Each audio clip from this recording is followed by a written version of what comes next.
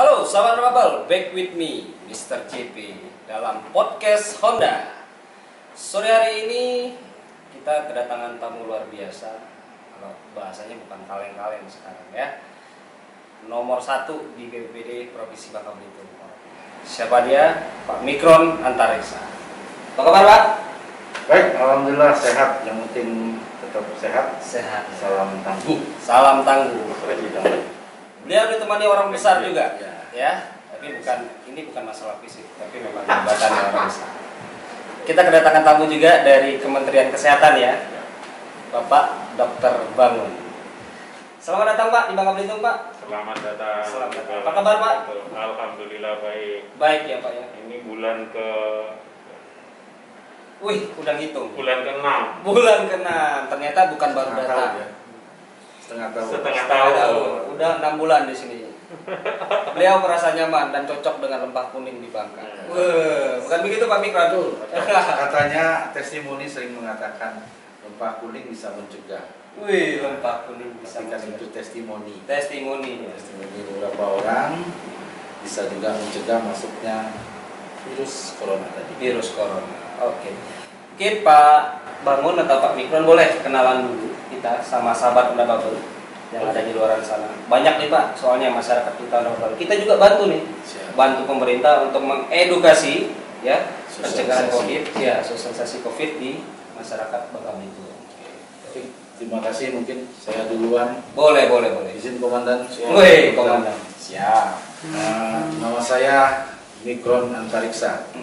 Sejak lahir memang Di Antariksa. di Antariksa. Wih, luar biasa. Ini yang mau saya tanyakan tadi. Mikron itu kecil. Kecil, Antariksa itu di luar angkasa. luar angkasa. Jadi sesuatu yang kecil tapi di luar Di angkasa. luar angkasa. Luar Tidak biasa. bisa dijangkau. Ya, nggak bisa dilihat.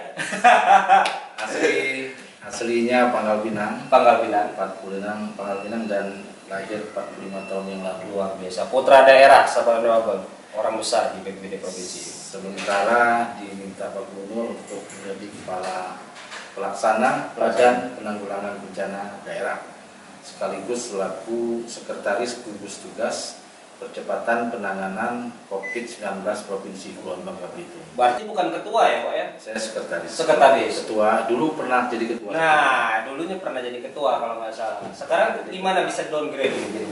Nah, karena memang ketentuannya. Ketentuan dari Ketentuannya pemerintah.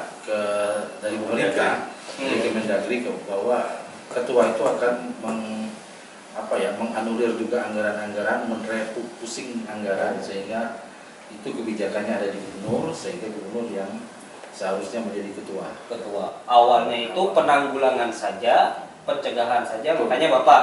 Betul. Tapi ini sudah kaitan dengan penganggaran, salah satunya adalah kewenangan dari gubernur.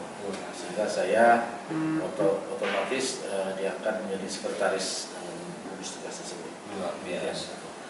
Sebelum di BPBD sendiri Bapak menjabat di mana Pak? Pernah maksudnya warawiri atau memang ketika Banyak sih. pekerjaannya langsung di BPBD ini? Oh tidak, jadi kalau dari pikir sejarah saya pernah tahun 2010 menjadi kepala Bapeda Bangka Selatan. Bangka Selatan. 2010 kemudian langsung ke sekretaris Dewan Kota Pangkal Pinang, kemudian menjadi kepala Dinas Sosial dan Tenaga Kerja Kota Pangkal Pinang, kemudian baru ke BPBD Kota Pangkal Pinang dan tahun 2018. 2 tahun. 2 tahun aja ya. 2018 awal saya sudah di BPBD provinsi. Jadi sudah 2010 saya sudah malang melintang Ya.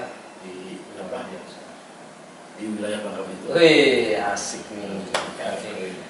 Supaya tidak dicuekin kita bareng juga ngobrol sama Pak Bangun. Pak Bangun boleh kenalan dengan sahabat Honda Bubble dan masyarakat cinta motor Honda di Bangka Belitung. Selamat sore, Sore. sahabat Bubble ya? Sahabat Honda Bubble. Sahabat Honda Bubble. Wah, biasa. Perkenalkan, saya Bangun Cahya Utomo. Saya Kepala Kantor Kesehatan Pelabuhan Kelas 3 Pangkal Pinang yang merupakan unit pelaksana teknis dari Kementerian Kesehatan.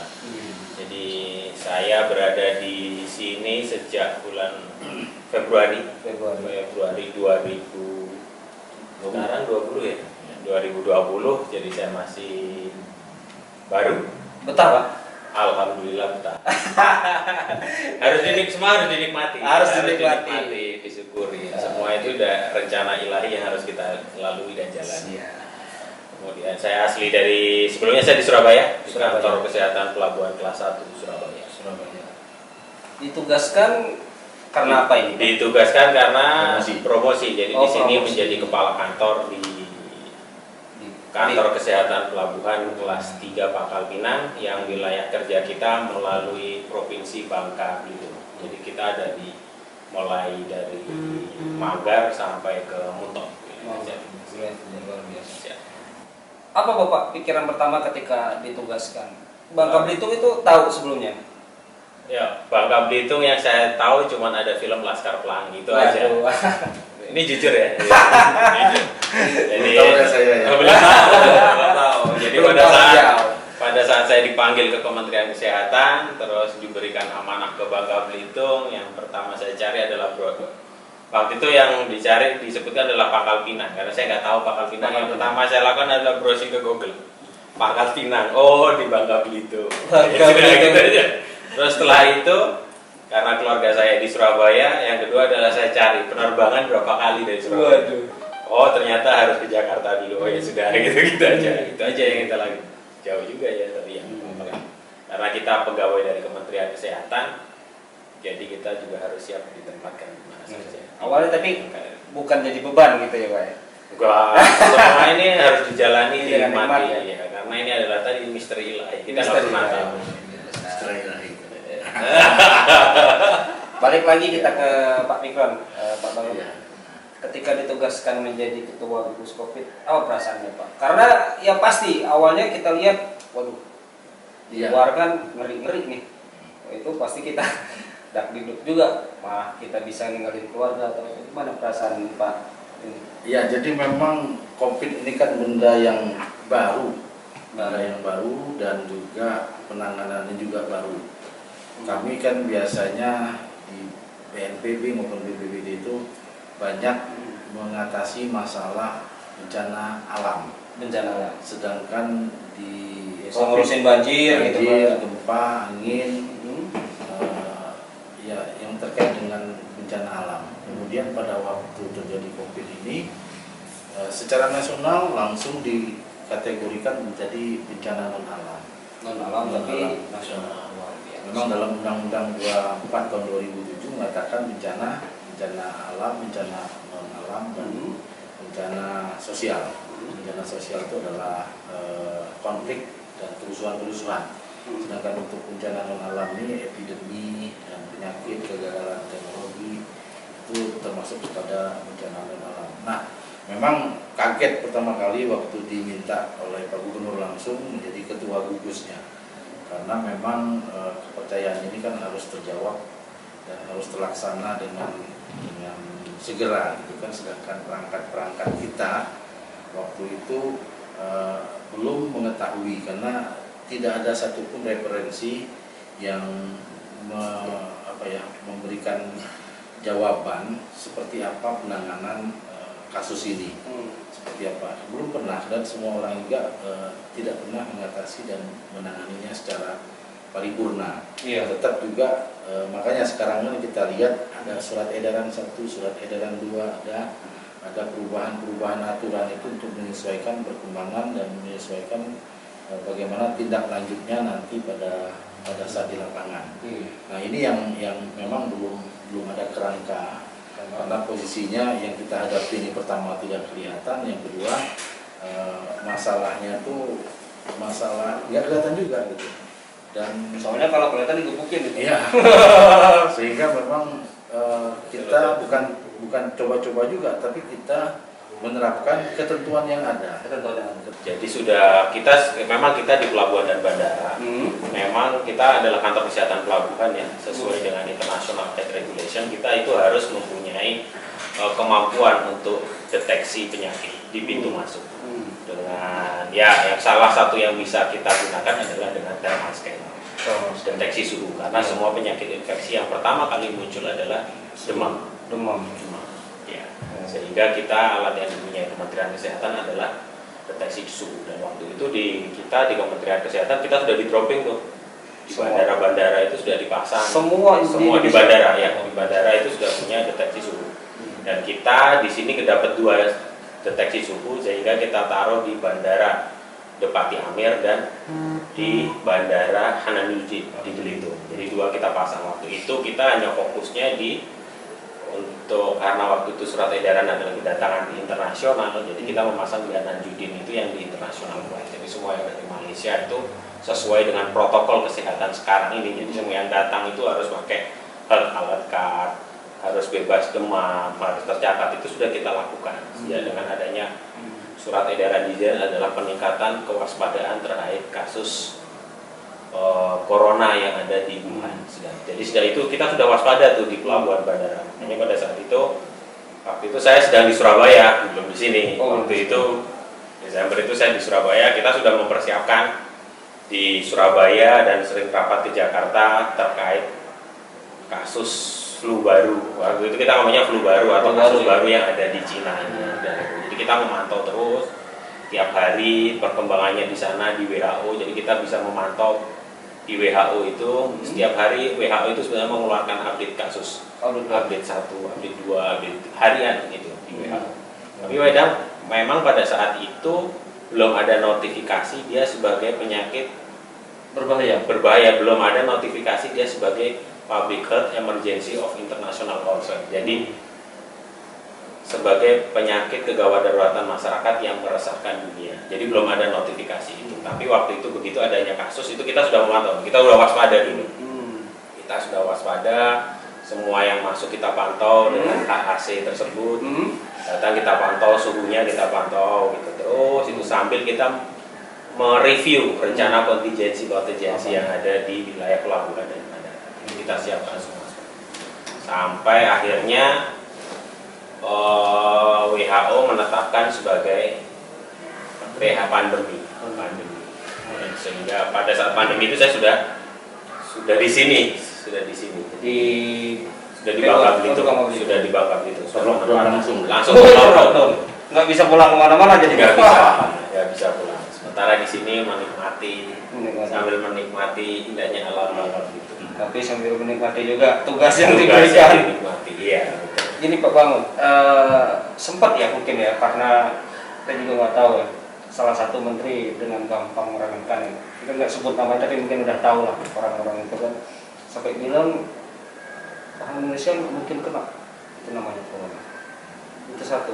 Terus ada menteri lagi, kenapa takut sama corona? Angka yang paling tinggi kematian itu kecelakaan. Kira-kira dari Pak Bangun atau Pak Nikro ini pandangannya gimana? Jadi saya kira bapak-bapak kita itu mengeluarkan statement berdasarkan data yang ada. Data pada saat itu mungkin pada saat statement itu keluar memang satu belum terjadi pandemi dan kasus masih terlokalisir di Wuhan. Dan pada saat itu paling jauh kayaknya di Jepang, Korea waktu itu ya. Jadi belum arah ke sini. Dan memang pada saat itu kasus itu belum seperti sekarang dan belum diketahui juga jenisnya seperti apa. Titik targetnya kan untuk menentukan kasus ini menjadi Public Health of Emergency Concern atau PHIC atau KKMMD di kita itu harus memperlengkapi ada data-data epidemiologi yang secara detail. Jadi nggak sembarangan lah kita ngomong, oh ini penyakit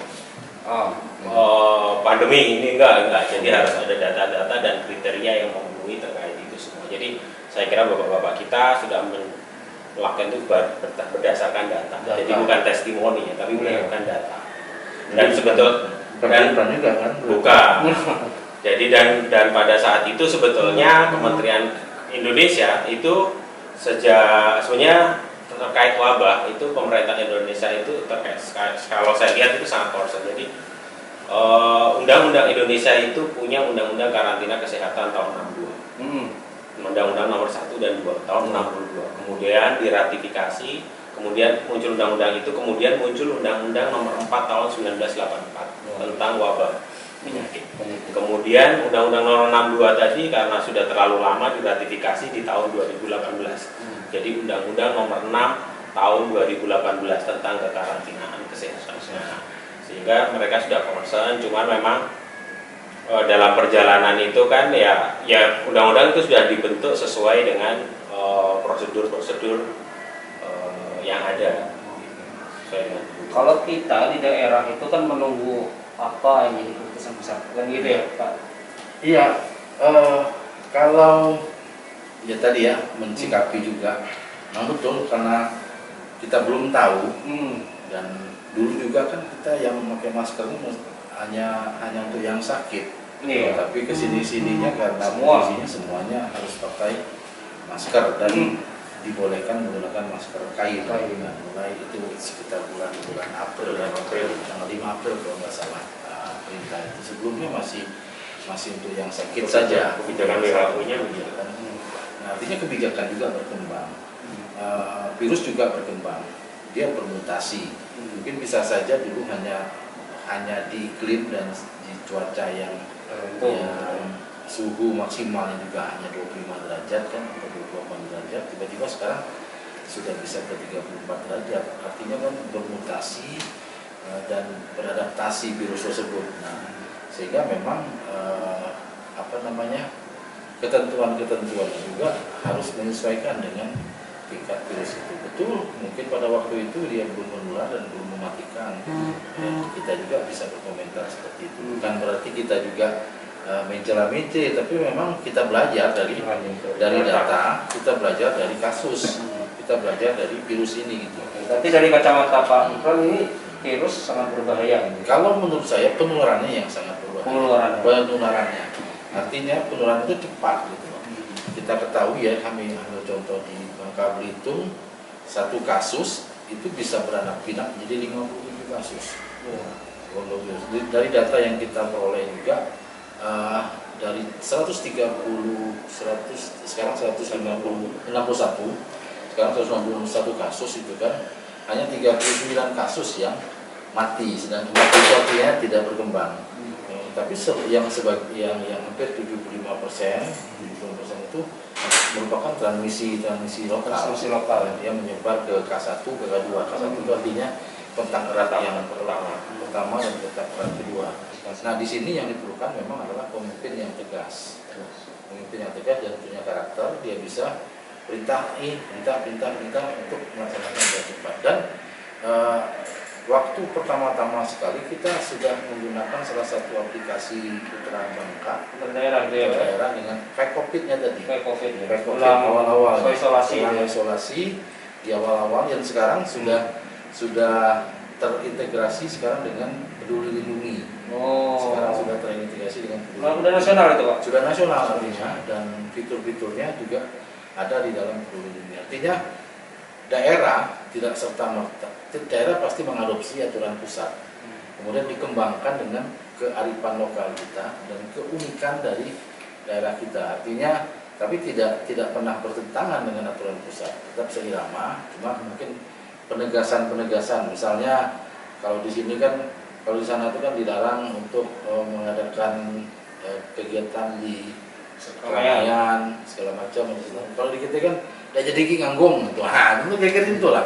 Kearifan lokal kita nganggung itu kan lebih baik makan di rumah.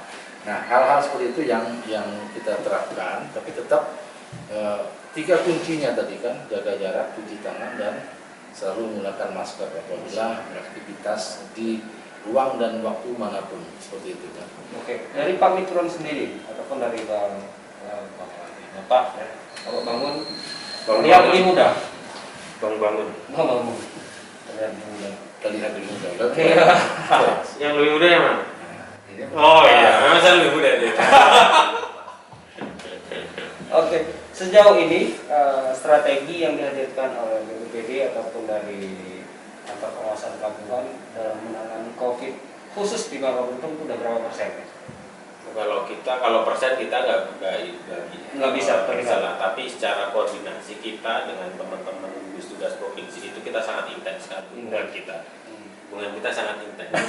Erat ya, tapi intens. Beda, erat sama intens itu beda. Jadi kita sangat intens sekali. Jadi segala sesuatu yang ada di lapangan itu selalu kita koordinasikan dan kita kerjakan bersama-sama.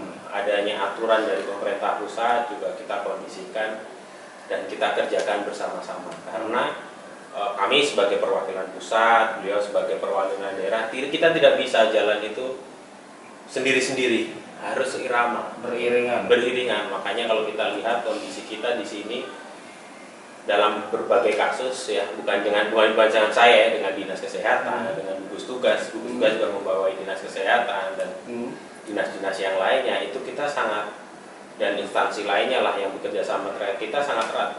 Sebagai bukti pada saat ada kasus kita tracingnya itu sangat cepat, sehingga kasus itu kita bisa segera minimalisir penyebarannya. Jadi hubungan kita sangat erat, sehingga apapun yang terjadi di Bangka ini ya kita bekerja berdua secara simultan. Tadi nggak ada hari itu, hari libur nggak ada. Hari itu artinya hari Senin sampai hari Minggu. Nggak ada hari libur. Nggak ada hari libur ya. Oke. Balik ke Pak Mikro nih. Ketika kita dikasih kebijakan mungkin dari pusat bahwa semua harus, kalau bahasanya ada yang lockdown, ada yang PSBB gitu kan masih banyak nih ya Pak Mikro ya, dapat temuan di lapangan, mungkin Bapak juga ataupun ketika jalan-jalan ke Pangkal masih itu banyak yang awalnya iya polisi selat kepolisian ya, terus ada BP, disko, keliling dia malam itu, dia razia. Selang beberapa minggu masih udah mulai kendor, dan sampai hari ini pun titik keramaian itu masih ada. Dari Pak Mikro sendiri pandangannya seperti apa Pak? Iya. Terkait dengan hal itu.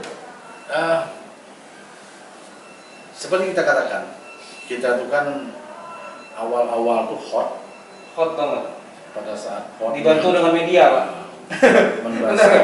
Membahasa bangkit, apa namanya kan ayam Anget-anget ayam, iya. Artinya pada waktu hot kita kencang banget gitu kan, kencang banget. Tapi yang selain sampai sekarang yang tidak kendornya stigma, malahan stigma terhadap orang yang terjangkit, terpapar. Tapi bukan tentang kesadaran masyarakat kesini-sininya sudah mulai nampak surut ya, sudah sampai surut, dan tapi ini tetap kita sosialisasikan dan edukasi. Artinya untuk melihat situasi itu kemudian kami membentuk namanya tim penegakan disiplin.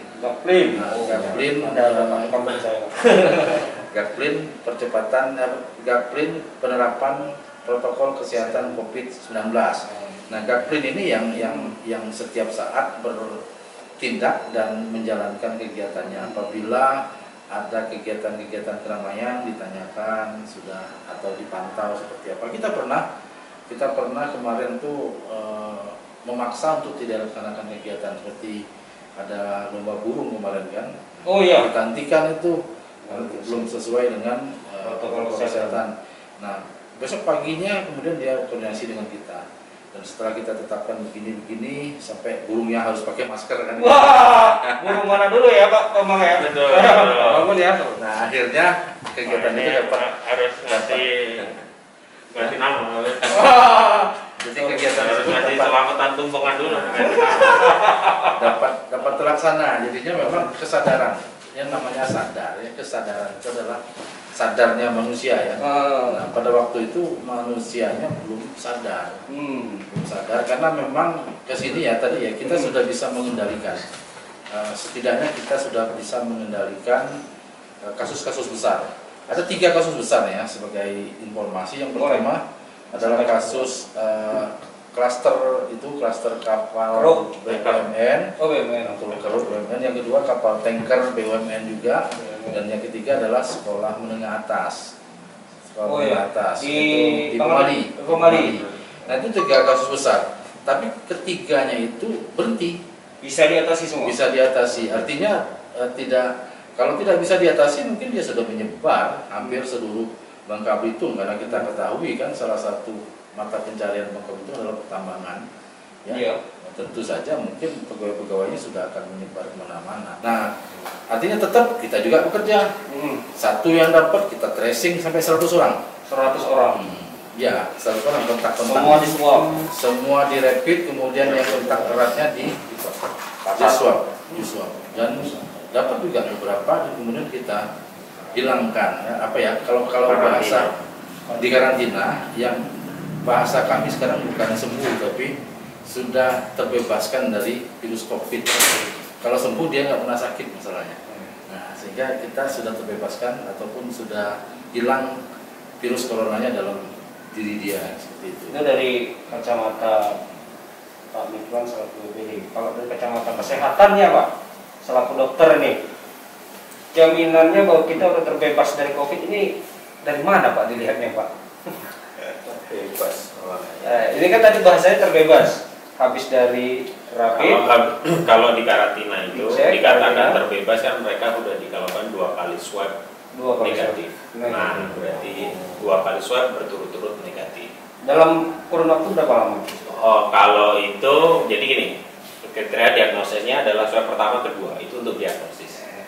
Kemudian di swab lagi, kalau pertama kedua ini salah satu positif, berarti dia positif. Kalau 2 kali negatif berarti dia memang negatif. Kemudian kalau ini salah satu positif, kemudian kita swab lagi dia. Biasanya kita ambil di SOP-nya itu hari kedua sampai hari ke-7. Nanti kita tinggal lihat klinisnya teman-teman. Jadi teman-teman di asrama karantina lah yang melihat itu klinis. Tapi itu 14 hari Pak, jadwalnya atau lebih mungkin? Oh enggak, kalau yang untuk diagnosis itu hari pertama dan hari kedua. Iya, hari pertama dan hari kedua. Itu kita untuk melakukan tracing. Cuman pada saat di dua kegiatan kapal tadi ya, di 2 BUMN tadi kita nggak seperti itu sistemnya. Kita waktu itu saya memodifikasi sistemnya, koordinasi dengan beliau untuk memutus. Jadi langsung kita swab pertama. Swab pertama begitu selesai, dapat kan? Yang positif kita amankan, langsung kita swab kedua. Swab kedua kita dapatkan hasilnya positif, kita ambil, kita karantina. Yang kedua, yang ini yang kontak erat semua ini kita pisahkan ke dalam ruang tersendiri. Ini kita swab lagi 2 kali. Kalau 2 kali dia, yang ini 2 kali swabnya negatif terus, berarti dia 4 kali swab kan ya. Ini kan udah negatif 2 kali ya, berarti kita amankan. Nanti kita swab 1 kali lagi. Swab 1 kali lagi, setiap 2 kali lagi dia betul-betul negatif ya, berarti dia aman, dia boleh bekerja lagi.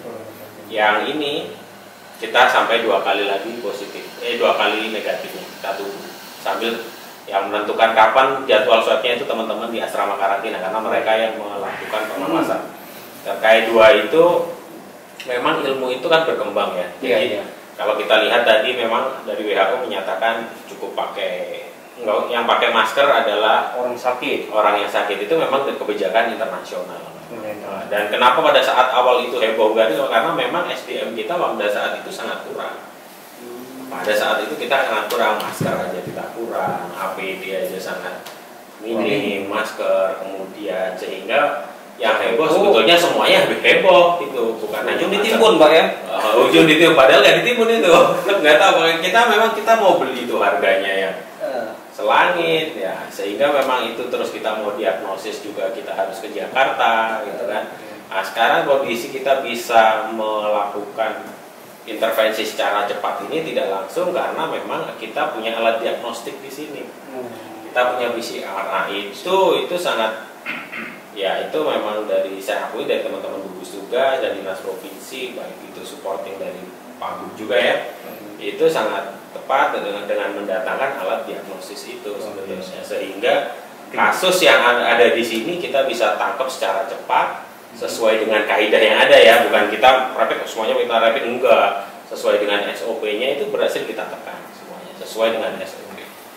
Dan ini nanti kedepannya nanti akan ada dan SOP penanggulangan COVID itu sudah berevolusi jadi 4 kali di Indonesia ini. Jadi pertama, kemudian muncul revisi 2, kemudian revisi 3, dan sampai sekarang muncul revisi 4. Sekarang yang masih kita gunakan adalah penanggulangan COVID yang revisi keempat, dan ini berkembang terus. Nanti kalau memang sudah ada peraturan baru, mungkin kita akan berubah ke revisi 5. Ya, revisi 4 ini memasuki new normal. Revisi kelimanya pada saat new normal. Soalnya awalnya kan memang sulit ya, kayak Pak Ramon sama Pak Mikron, sulit sekali ketika tes harus menunggu 2 minggu. Itu pun kalau nggak salah masih di Jakarta, dikirim hasil labnya atau apa gitu kan. Terus selama 1 bulan itu masih sulit juga ya, kalau nggak salah Bang Kabel itu harus ke Palembang dulu. Palembang udah ada itu waktu itu kan, Palembang udah ada. Habis itu balik lagi. Nah akhirnya itu di bulan April ya Kak ya, atau di bulan Iya, di April, betul. April ya. Sudah ada itu. PCR-nya udah ada, baru bisa ditangani secara cepat. Nah di sini kadang kita lihat Pak ya, di masyarakat juga kan, awalnya di Bangka Belitung aja kita bahas, di Bangka Belitung ya, pertama ya tidak banyak jumlah terpapar ya, tapi setelah, mohon maaf ini, setelah kita merayakan hari raya Idul Fitri, Lebaran, itu tiba-tiba lonjakan naik, benar nggak Pak? Ya, nah itu gimana Pak? Maksudnya apakah standar protokol kesehatan kita yang berjalan di masyarakat, atau mungkin kebijakan pemerintah yang belum sampai ke sana, ataupun strateginya belum sampai ke sana dari tim gugus percepatan penanganan COVID itu kan? Gimana nih Pak? Ya, jadi sebenarnya kan virus itu sudah ada. Semenjak ada kasus pertama, virus itu sudah ada di wilayah Bangka Belitung. Artinya dia sudah berkembang kemana-mana. Cuma memang kita masih belum mengadakan screening waktu itu. Belum mengadakan screening. Artinya kita hanya men-tracing dan tracking saja. Kita dari kasus yang positif kemudian kita tracing kontak eratnya, kita tracking ke lokasi-lokasi yang pernah dijalani oleh yang bersangkutan. Setelah kasus itu kan kemudian pesawatnya, penumpang pesawat juga kita tracking di mana-mana. Kemudian kontak eratnya kita tracing. Nah, dari situ didapatnya memang sedikit gitu kan, perkembangannya juga 1, 2. Dan pada waktu alat ini ada, PCR itu ada, kemudian beroperasi, dan ya tadi ya pada waktu rapid test juga sudah banyak kita dapat, kita coba screening tadi, masal, didapatlah yang seperti ini. Oh, seperti itu. Artinya virus itu sudah berkembang sebenarnya. Sudah berkembang ya. Ketahuannya pas ada di PCR. Tinggal kita Tinggal memetakannya sekarang. Memetakan Oke. di mana dan di mana gitu kan posisinya. Pada waktu kita petakan di sini, kita putus mata rantainya.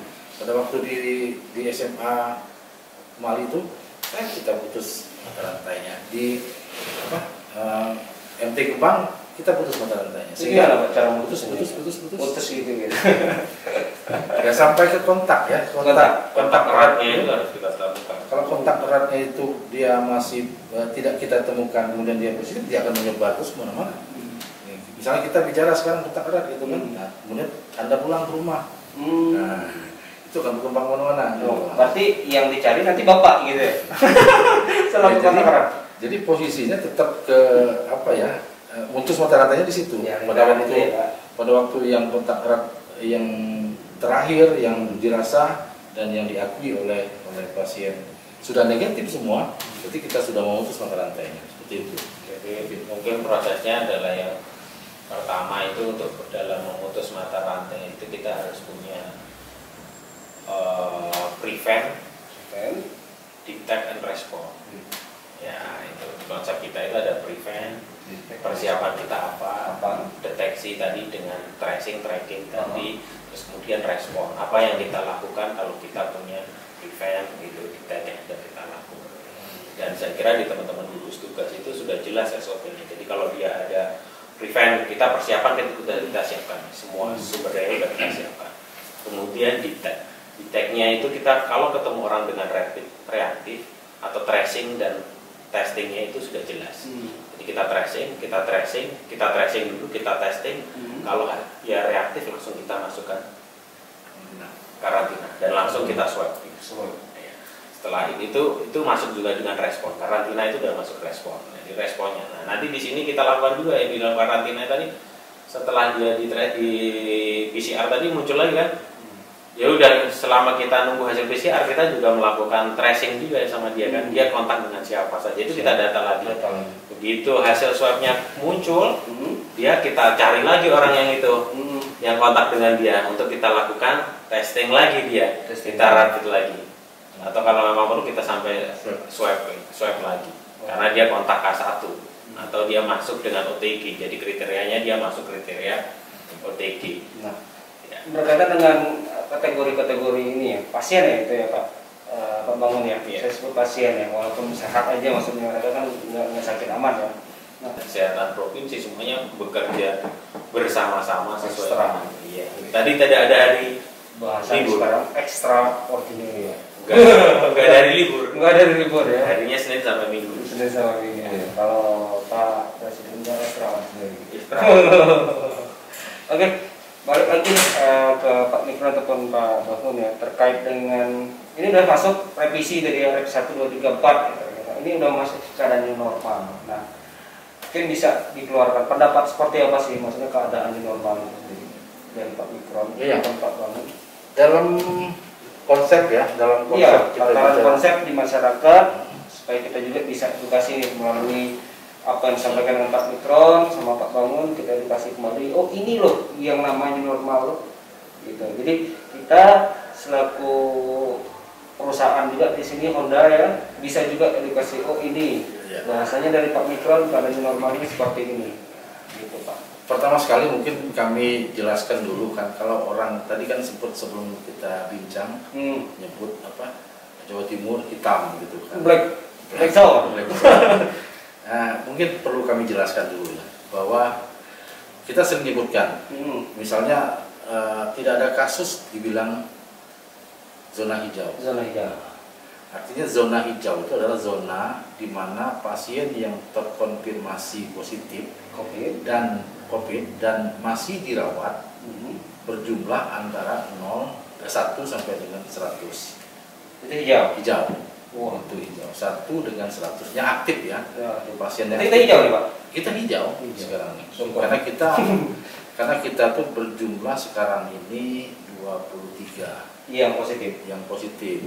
Artinya kita masih 0 sampai dengan 100. 100 sampai dengan 500 zona kuning. 500 sampai 2000 itu zona orange. 2000 ke atas itu zona merah. Di zona hitam tadi kemana Pak? Zona Nggak ada hitam lagi itu, gitu. zona hitam Itu itu kan siapa yang bikin Pak? Zona hitam. Plesetan. Sebenarnya 4 zona itu yang ditetapkan. Nah, apabila kita tidak ada kasus kayak Bangka sekarang nggak ada kasus Iya, yang ada kasus. nggak ada kasus yang terkonfirmasi, mereka tuh bebas COVID, tapi itu juga sementara. Itu bukan berarti mereka berleha-leha. Tetap juga melakukan tracing dan tracking, tes tadi segala macam ya, dilihat dari perkembangan lebih lanjut. Nah, mempertahankan ini yang susahnya gitu kan. Nah, yang susah, dan kita memang sampai dengan hari ini kita memiliki rekor sebagai provinsi yang paling tinggi tingkat kesembuhannya. Fokus dulu dong. Kerja siapa? Iya. Sampai saat ini kita 87, sekian persen. Di bawah kita ada Yogyakarta 85, apalagi 5%, kemudian provinsi-provinsi lain. Kita cukup tinggi tingkat kesembuhannya. Dan kita dari sisi pasien yang dirawat aktif itu paling rendah. Rendah itu 23. Yang di atas kita tuh ada Bengkulu, Lampung sama Aceh. Ada yang 30, ada yang 40 yang masih dirawat. Berhasil berarti strategi Bapak Mikron ini ya. Kita sampai saat ini 23. 23. Artinya kalau dari urutannya aktif kita paling rendah. Paling Dan kita menghentikan kapal terbanyak. Nah, kita Wih. mengejar kapal yang terbanyak. Itu gimana? Pakai angkatan bersejarah. Ya, kita koordinasi Pak. Kita koordinasi. Artinya memang kita ini kan orang Bangka ini sebenarnya kalau diberitahukan secara benar itu akan ngikut kita. Mereka terima. Ngikut. Artinya juga mereka mempedulikan juga kesehatan dan keselamatan ya, terutama sekali keselamatan masing-masing. Apalagi kalau misalnya kita bilang daripada kan positif kan kalau dicap masing-masing ke masyarakat, ada. Nah, akhirnya lebih baik ya mereka juga mau beroperasi. Artinya kita new normal tadi memang salah satu syaratnya apabila kita sudah bisa mengendalikan. Nah, new normal sendiri dalam aturan bahasa dan di dalam edaran kami ini adalah tata penghidupan yang produktif dan aman terhadap COVID. Aman COVID-19. Artinya ini dua komponen yang berbeda. Yang satu adalah menghendaki produktif, Betul. yang satu menghendaki aman. kalau seandainya tidak benar, tidak sejalan, itu kan berbeda banget. Yang satu produktif berarti kan kita harus beraktivitas lebih untuk produktivitas. Mungkin juga Honda nanti akan produksi lebih banyak dan mungkin sekarang sudah bisa over target, itu kan produktif namanya. Betul. Berarti kan harus berkontak erat dengan yang lain-lain. Betul. Di satu sisi kita harus aman terhadap COVID-19. Nah, new normalnya itu yang dikatakan new normal. Sehingga kita sekarang tidak ataupun belum menerapkan new normal, kita baru menuju normal. Intinya beriringan ya Pak ya. Nah, Beriringan tadi.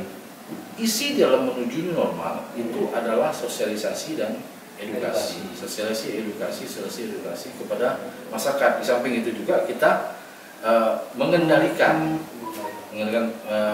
persebaran virus ini dan mengendalikan ataupun memberikan kesembuhan di karantina atau pasien. Dan kita cukup lama loh.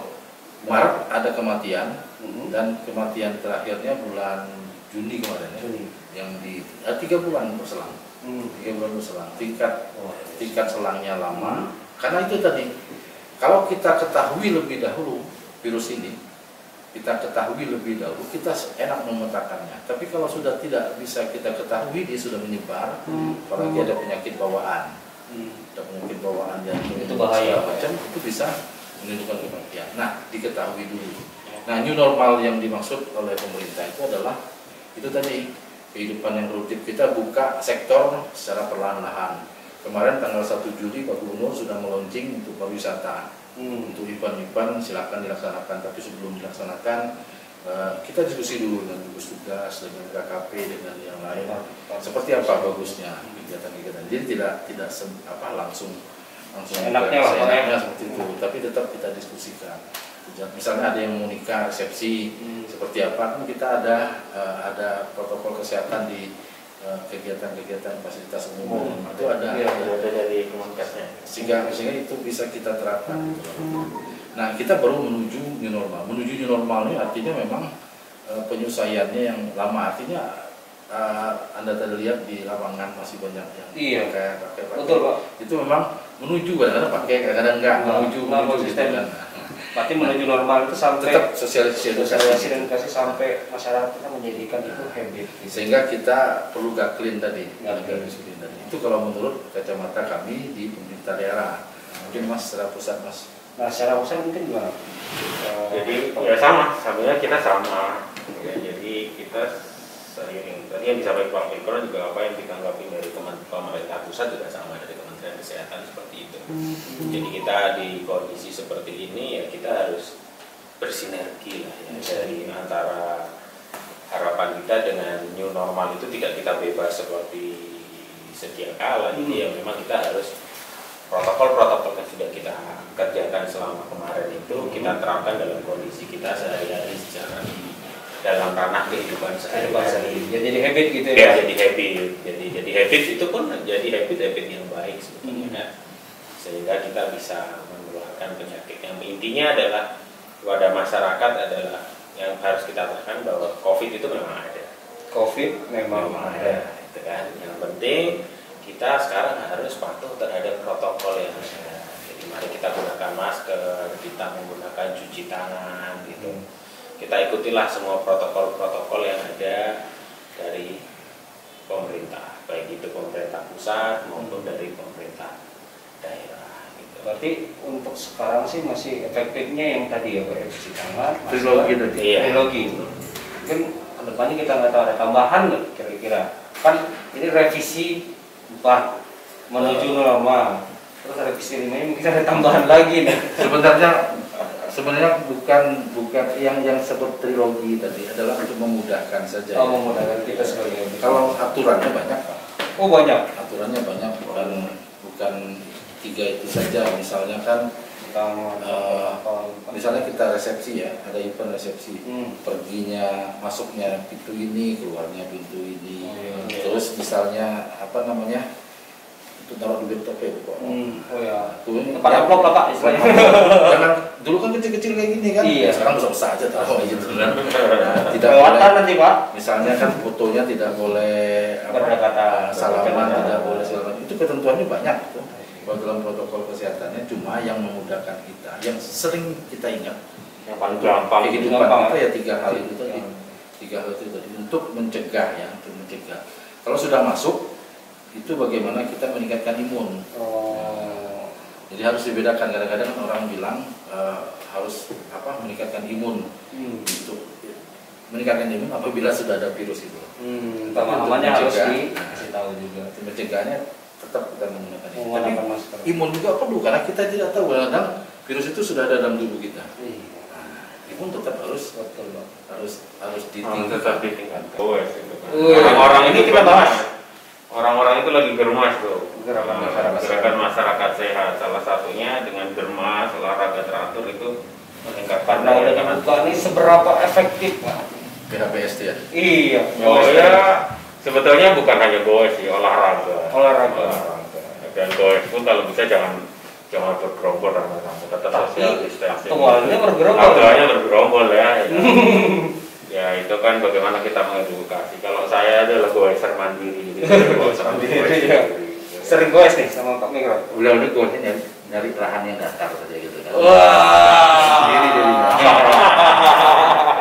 Berat itu bahasanya. Jadi ya gitulah pokoknya dalam new normal itu seperti itu, ada tatanan-tatanan baik itu yang sudah ditentukan oleh Iya. pemerintah pusat. Jadi pemerintah pusat di sini dari Kementerian Kesehatan ataupun kementerian lembaga yang lain itu membuat suatu NSPK ya, National Standard Procedure.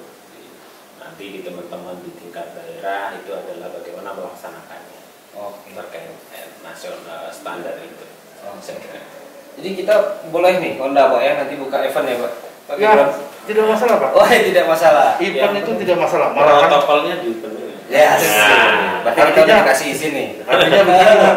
Event itu sangat dianjurkan malahan. Karena itulah untuk untuk kehidupan yang produktif tadi. Iya, kita udah lama Pak soalnya Pak nggak ada event Pak. Cuma sekarang kan bagaimana kreativitas kita. Oke. Nah, event ada, tapi kreativitas. Misalnya kemarin ada yang bertanya, bisa nggak Pak konser band gitu segala macam? Bisa Pak. Bisa. Nah, Wih bisa. Bisa. Oh, bisa brother. konser band misalnya kan Roma Irama kemarin konser band. Waduh, luar Cuma biasa. salahnya mereka berkumpul. Kira-kira bisa nggak mengumpulkan orang menontonnya? Ya bisa kan, tinggal nonton dalam mobil gitu kan. Nggak masalah. Bisa. Konser seperti itu gitu kan. Nontonnya di mobil. Gitu kan, mau Goyangnya ya. Wah, itu yang susah nggak bisa goyang kita Pak. Artinya kreativitas kita yang harus lebih kreatif gitu ya, Iya. dengan memperhatikan protokol kesehatan COVID Oke. tadi. Artinya event silakan dilaksanakan. Bagaimana kreativitas kita mengemasnya ya. Sekarang kan sebenarnya acaranya sama semua, tapi kemasannya yang berbeda. Kemasan. Nah, kemasannya yang mungkin sekarang ini lagi tren adalah kemasan yang sesuai dengan prokes, protokol kesehatan. Oke, siap. Kemasannya itu, Ya. Mas ya. Saya ini mungkin ganteng ya, tapi kemasannya nggak bagus mungkin. Oke, Pak Mikron, Kalau sebelum- kemasan ngeri gitu. sebelum jauh kita membahas tentang kemasan, mungkin isu-isu juga yang hadir di lokal ataupun di nasional berkaitan dengan COVID ini. Setiap kita keluar masuk daerah, nah, itu kan ada yang butuh namanya surat izin, betul? Rapid, terus yang di awal ya mungkin masuk berita juga karena gimana ya, untuk tahun 2020 ini paling banyak mohon maaf ini muka Bapak Mikron ini yang nempel di koran ataupun berita online di Bangka Pos. Paling viralnya dia. Nah ini Pak, berkaitan dengan hal itu yang awalnya teman-teman kita selaku Perjalanan ya. ya pelaku perjalanan sopir logistik atau apa itu awal dibiayai Iya. ya, tapi akhir-akhir ini ujungnya karena membengkak APBD tidak dibiayai lagi. Nah ini Ya. gimana ini? Ya sebenarnya begini ya, ada SE nomor 4, ada SE nomor 7 ya. SE 4, 7 dan 9. Nomor 4 itu kita kemarin kan harus ada surat izin kalau berangkat Iya. ke Surat izin apa namanya? surat tugas, Harus ada surat izin, tugas, Dari- keterangan dari desa, itu dulu. terus keterangan rekomendasi dari dari Gugus tugas. Nah itu diperlukan pada waktu itu adalah untuk menghindari yang namanya mudik, untuk menghindari mudik dan pulang kampung. Dibikin Sehingga ribet. dibuat ribet seperti itu. Dibikin ribet. Untuk orang pulang susah, untuk orang Datang datang susah.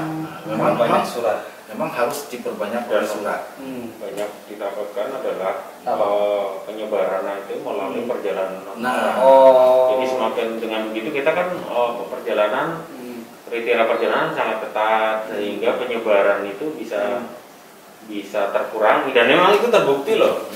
Di Bangka itu dengan dihentikannya penerbangan itu kasus kita turun drastis waktu itu. Waktu itu ya, meskipun memang sudah ada kasus 1-2 tapi memang itu menurut saya sih terbukti efektif. Di mana kasusnya importasinya itu Kecil. kecil. Nah, muncul kemudian SE nomor 7. SE nomor 7 juga harus ada surat tugas, ada pembatasan perjalanan. Itu untuk mengurangi arus balik. Dulu kan kita malahan bubble ketat dulunya. Harus swab. Datang bubble harus swab dulunya. Karena posisinya pembatasan dan pengurangan kasus-kasus impor tersebut. Nah, muncul SE nomor 9 terakhir kali ini sudah tidak perlu lagi surat izin. Hanya rapid test. Dan rapid test itu berlaku 14 hari. Dulu cuma 3 hari loh, bayangin rapid test itu. 7 juga 3 hari. Hah?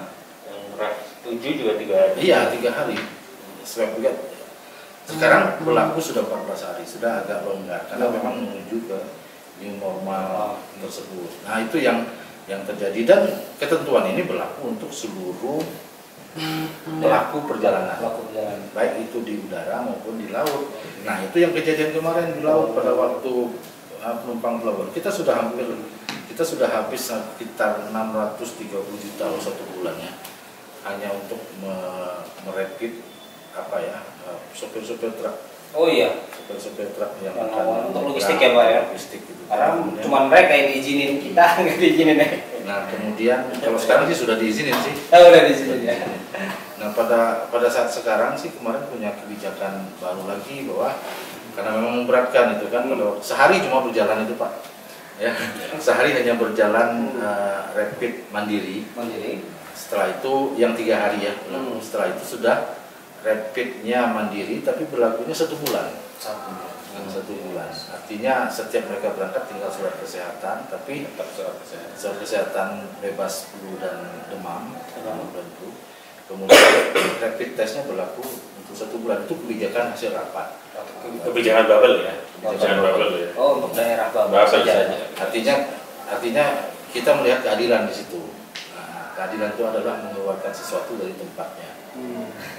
Ya, kebijakan itu adalah mengeluarkan sesuatu dari tempatnya. Kalau keadilan itu menempatkan sesuatu pada tempatnya. Nah, kebijakan kita keluarkan.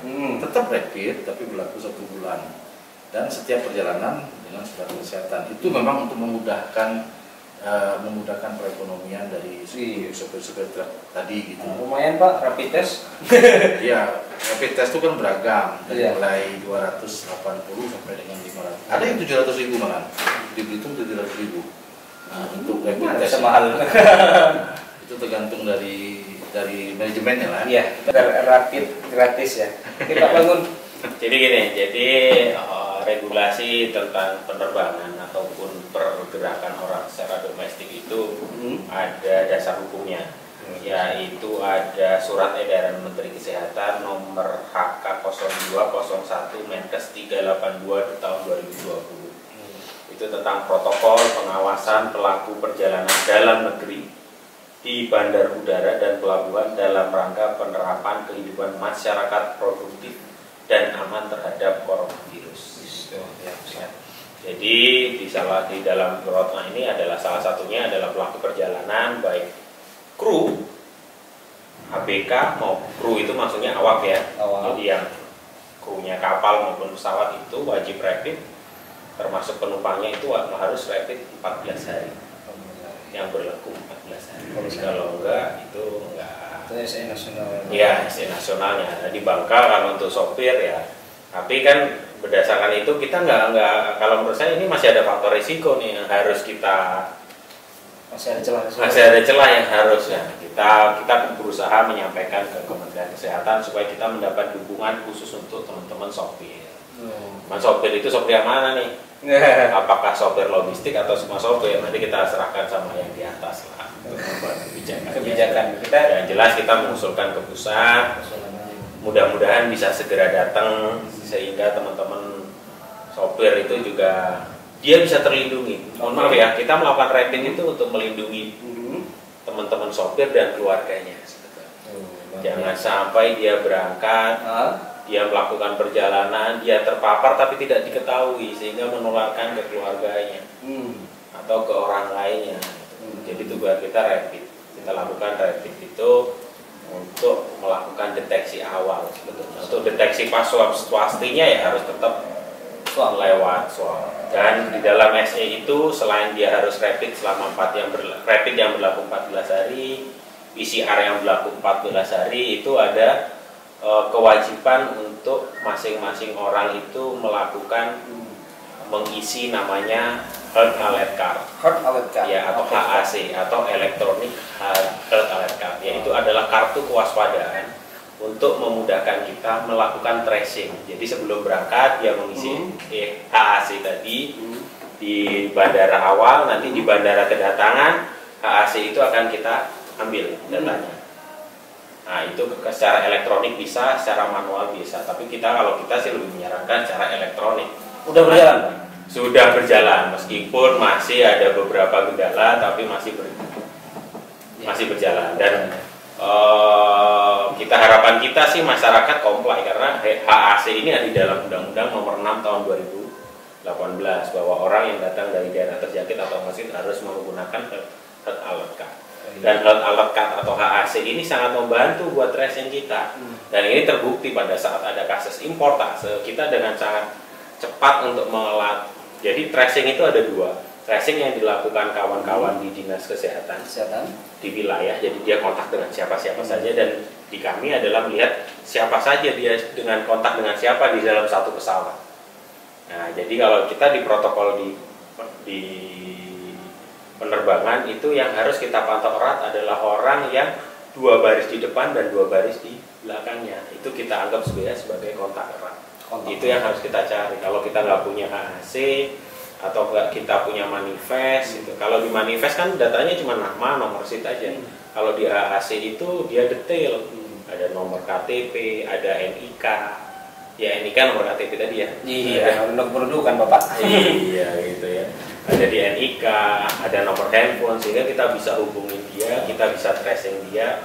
Kalaupun dia tidak mencatat alamat dengan lengkap, kalau dengan ada NIK-nya saya bisa bersurat ke Pak Mikron sehingga Pak Mikron bisa bersurat ke teman-teman kependudukan untuk menarik data alamat NIK-nya. Jadi itulah perlunya antara aplikasi HAC tadi. Kalau Peduli Lindungi kan dia berlaku untuk di tracing di bubble nih. Nah, untuk yang HAC ini berlaku nasional. Jadi semuanya itu harus comply terhadap HAC itu. Jadi harapan kita sekarang ini angka kepatuhannya masih belum begitu tinggi, tapi harapan kita ke depan harus lebih bagus lagi HAC itu. Disiplin.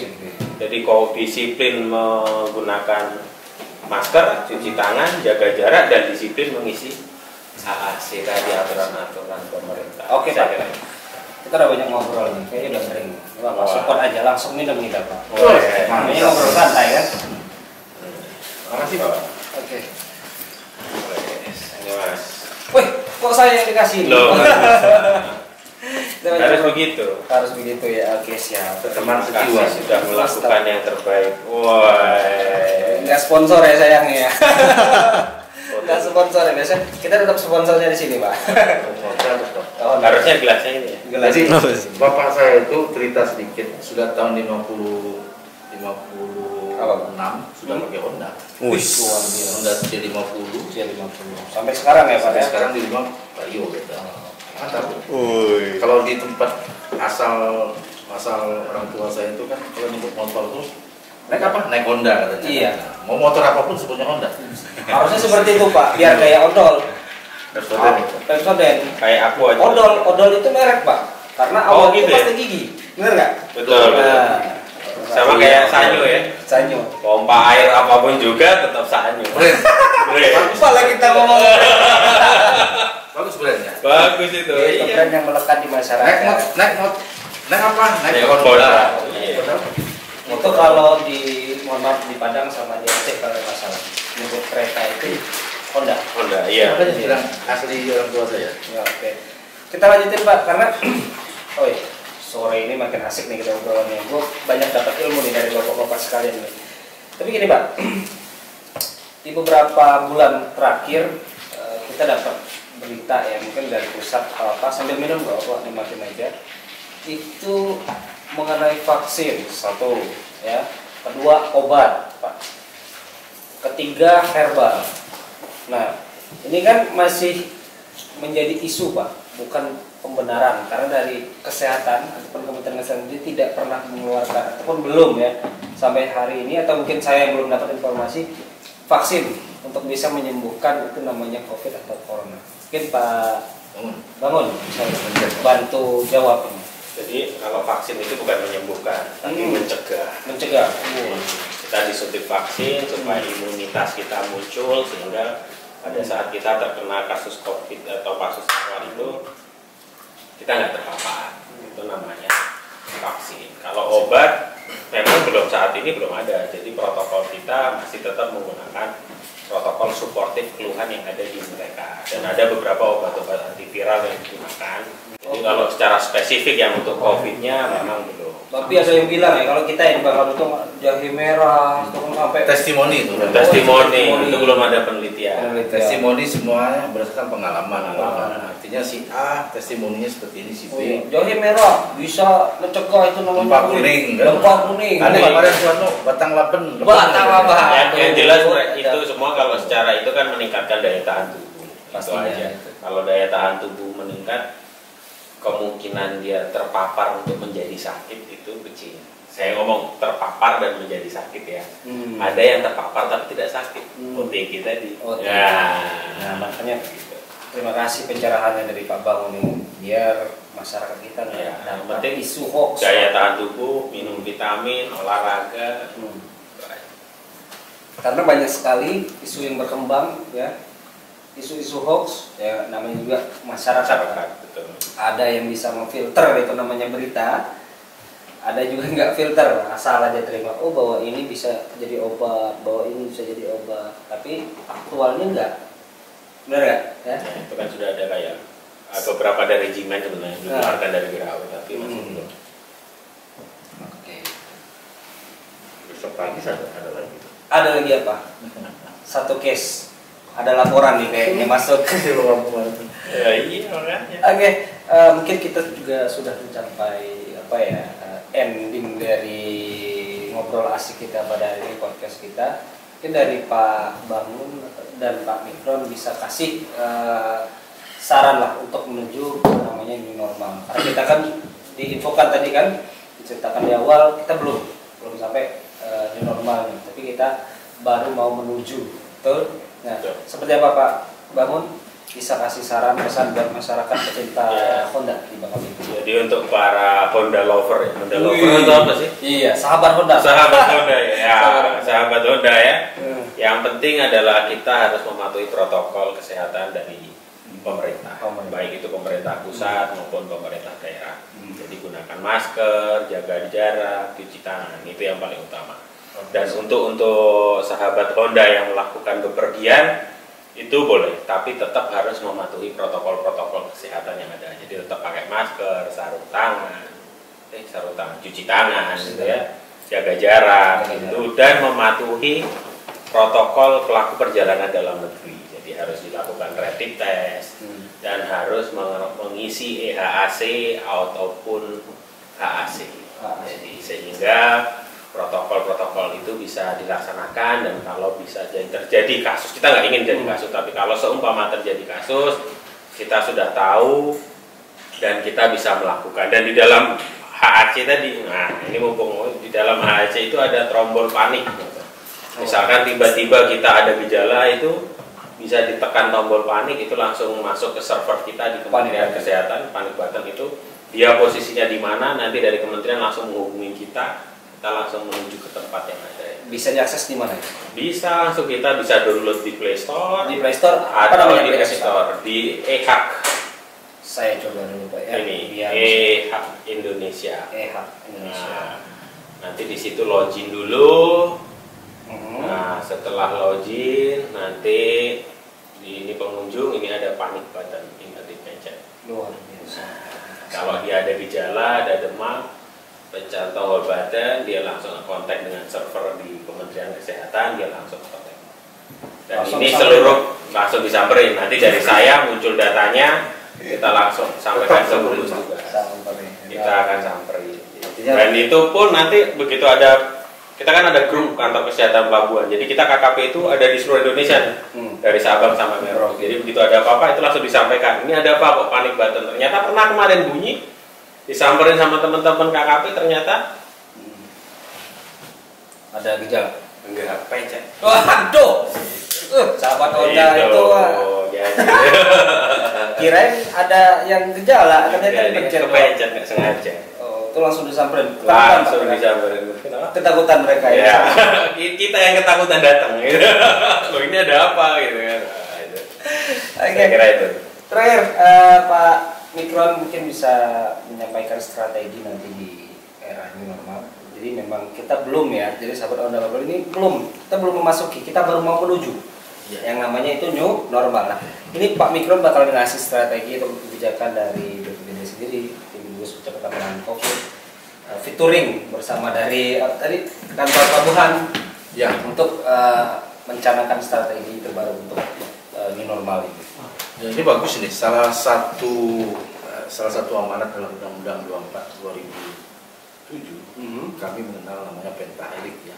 Pemerintah, swasta, dunia usaha, komunitas dan perguruan tinggi itu bersatu padu untuk penanganan percepatan COVID ini. COVID ya. Nah, artinya satu langkah kita adalah melalui komunitas. Melalui komunitas pecinta apa ya, banyak loh Honda ini kan. Wih, banyak Pak, kita komunitas pecinta motor Honda itu banyak. Ada juga Motor apa? Mau motor apa ini? Tiger ada. Tiger ada. Pecinta Tiger ada. Vario ada. Nah, kemarin kan kami juga pernah waktu PRB mengaktifkan kawan-kawan komunitas. Nah, di sini komunitas sangat penting. Mungkin nanti kami lagi mencanangkan satu pin peduli lindungi nantinya. Peduli lindungi. Pin tersebut nanti mungkin kami bisa titipkan kepada kawan-kawan. Artinya apabila orang yang memegang pin ini berarti dia mengetahui tentang prokes COVID-19, protokol kesehatan COVID-19. Jadi masyarakat bisa bertanya, oh bapak ini lagi ada pin gitu kan. Ya.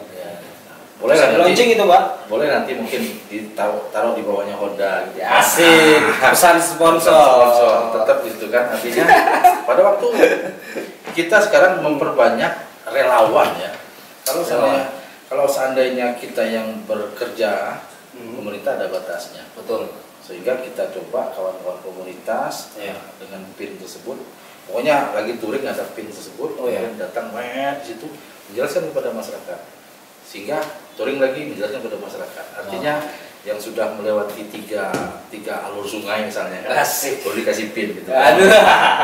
Itu kayak ujian aja dulu Tiga Pak. tempat ya sudah mensosialisasikan, terus kita kasih PIN. PIN-nya juga ada PIN nanti PIN emas gitu kan.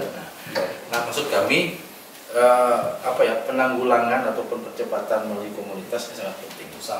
Karena jejaringnya pasti lebih banyak dan pecinta komunitas ini dia pasti apa yang namanya itu yang Loyal, kompak dan setia dan saya pikir saya anak itu juga anak komunitas. Daya kemanusiaannya tinggi Bang. Luar biasa. Jadi Jiwa kemanusiaan tinggi. Nah, kami pikir kami akan coba, mari kita bersama-sama melalui penanggulangan bencana melalui komunitas dan hal ini untuk bersama-sama menanggulangi dan menghengkangkan corona dari wilayah Bangka Belitung. Kick. Artinya Pak Innama al usri yusra. Setiap ada kesusahan pasti ada kemudahan. Mari kita relakan susah kita untuk mencapai suatu kemudahan. Terima kasih. Ada satu tambahan lagi. Boleh saya, Pak. Jadi kalau kita naik motor itu ada mari kita jadi pelopor keselamatan. Benar kan ya? Benar ya. Sekarang mari teman-teman komunitas di sahabat Honda nih jadi pelopor protokol kesehatan. Luar biasa. Itu baru luar biasa. Jadi Kasih sambil pinter. kalau perlu dikasih stiker di motor Hondanya. Betul. Betul ya. Pesan sponsor lagi. Pesan sponsor. Nggak masalah kan gitu. Lah dulu juga kan pakai masker kan? Ya. Kan? Sepedanya dikasih stiker supaya orang-orang itu protokol kesehatan itu apa pelopor protokol kesehatan di dalam motornya itu mantap. Oke, jadi memang sejauh ini ya sahabat Honda ya kita berperan aktif Pak ya. Pak Mikron tahu sendiri lah kita sering main ke Gus Kopi. Ya harapannya kita ambil bagian ya, terutama Honda memang ambil bagian untuk mengedukasi dan visualisasi pencegahan penanganan COVID ya Pak ya. Sehat-sehat terus biar kita bisa ngobrol lagi di sini di podcast Honda ya. Saya kiri salam satu hati.